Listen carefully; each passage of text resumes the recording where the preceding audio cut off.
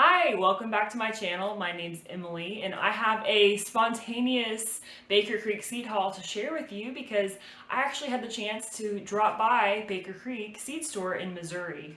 So we had 10 minutes out there. Really were on the way to some family things I needed to get to, but it was business hours and literally off the interstate. So we pulled off to take a quick break over there. And at Baker Creek Seed Store, they had a lot of seeds in stock. So within the 10 minutes I had, I just picked a few things off the shelves. I'm going to show you what I got and then tell you what it was like to be there, just briefly. So yes, they did do free seeds at the checkout, which I thought was really nice of them because that's something I really like about Baker Creek is the unknown of the free seed. And they had some Japanese wasabi radish as the free seed this time. They had a couple other things as well, but my husband was really excited about this. And it's a winter radish. I thought, yeah, perfect. Let's go ahead and get that so we can start it. I actually started some seeds today. There were not that many seeds in this pack, so I'm glad that it was the free seed because I would have been really bummed if I paid Baker Creek prices and got only this many seeds. But, is this wasabi? I don't know. I need to look into it. Like when you go to a restaurant and you have wasabi, is it from this radish or something else? Maybe. I'm growing it, so I need to figure that out. But it will be a nice winter radish. It takes 60 days to mature, so we have about 30 days of frost-free weather left. I think it'll be fine. I planted some today. It'll have a month to grow, and then it'll start cooling down and freezing, and it'll finish up hopefully within 30 or 40 more days after that. Another fall garden thing I got was something I've wanted for a long time, the early purple sprouting broccoli. This is something that you plant in the fall and it doesn't really produce until early spring, late winter. So it'll put up these small florets of broccoli. I've seen other people grow this. It has been on my wish list, and when I saw that you get over 300 seeds and the pack was like $3, thought that's actually a pretty fair price. So I went ahead and got it. I am, again, only a month out from my first frost date. So I went ahead and planted some seeds today. Worst case scenario, I plant some really small transplants here in the next 3 or 4 weeks, and then hopefully they make it and grow enough to produce in the spring. But, it's not something I could plant in the springtime. I would actually have to wait till next fall. So better to start it now with 300 seeds in the pack. It's not a big deal. I went ahead and did get some seeds for next year though. You know us, we like peppers. So I got some Sugar Rush Peach peppers. I'm joining the Sugar Rush Peach fan club here by getting some. A lot of people have been growing them on YouTube. I think the name and the color is really attractive. They are a hot pepper, which is why we got them. We really like the orange. We have one other orange pepper. It's from Baker Creek. It's their Peach Boot Jolokia. So having orange peppers coming in would be nice. We want more hot peppers to make hot sauce, chili flakes from. And so something like this where it's thin, it's not quite like a cayenne shape, but it's like adjacent to that is what we're looking for instead of the big round super hot. So we've got plenty of those shaped peppers. So that will be grown next year. And one other pepper, it is also hot.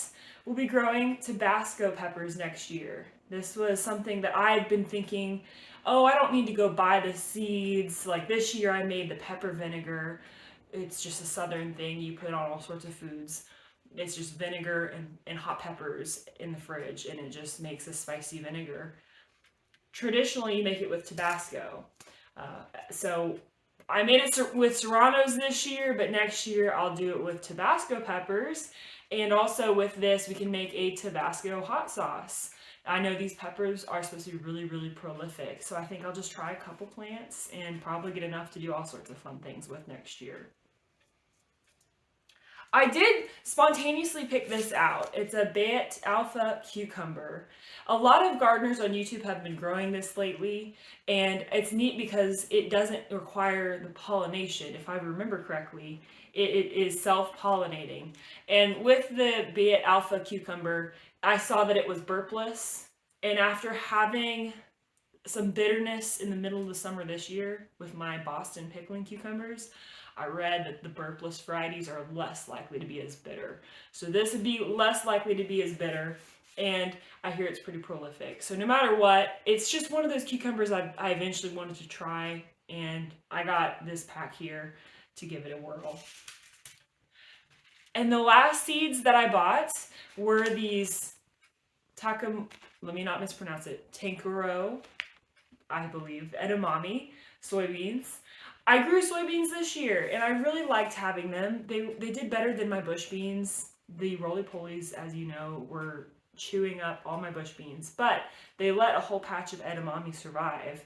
And we steamed it in a little pot on the stove for like 10 minutes, tossed it with some flaky salt, and had really a delicious high protein side for meals. So we got this variety to try.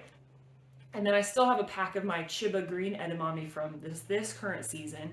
And so I will have like, at least 60 or 70 edamame seeds to plant next year. These are neat because they're supposed to dry black. And I really like the Chiba green variety that I already grew. They are a very early maturing variety. I want to say it's less than this one. This one is an 80-day variety. So it'll be nice to plant and have like staggered planting, staggered harvest time, because the Chiba green edamame came in all at once and it was a little overwhelming for just 2 people. So the experience at the Baker Creek Seed Store was very good. For September, almost October, they had a surprising amount of seeds in stock. So I was able to really get what I was interested in. There were other people there shopping on that random Monday, and this cat's kind of distracting me, but she likes the seeds too. So overall, it was a good thing to swing by, stretch our legs for on the road trip. I mean, I don't think you absolutely have to go out to the seed store because they do have free shipping, so it wasn't like we saved money by going there.